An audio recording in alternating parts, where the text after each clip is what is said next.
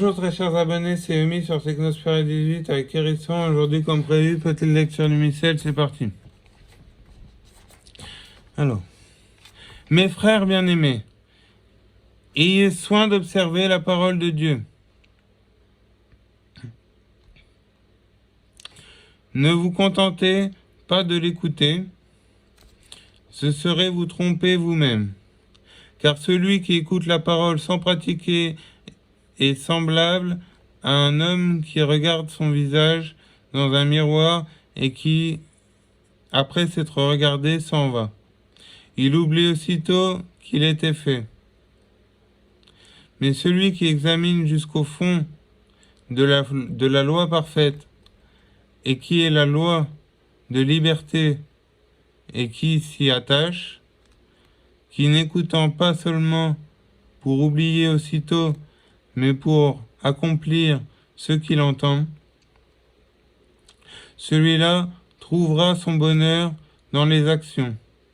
Si quelqu'un croit être religieux, il ne tient pas sa langue comme avec un frein. Celui-là trompe son propre cœur, et sa religion est vaine. La religion pure et sans tache devant Dieu notre Père consiste à assister les orphelins et les veuves dans leur affliction et à se préserver de la corruption du siècle. En ce temps-là, Jésus dit à ses disciples, en vérité, je vous le dis, si vous me demandez quelque chose à mon Père en mon nom, il vous le donnera. Jusqu'ici, vous n'avez rien demandé en mon nom. Demandez et vous recevrez, afin que votre joie soit parfaite.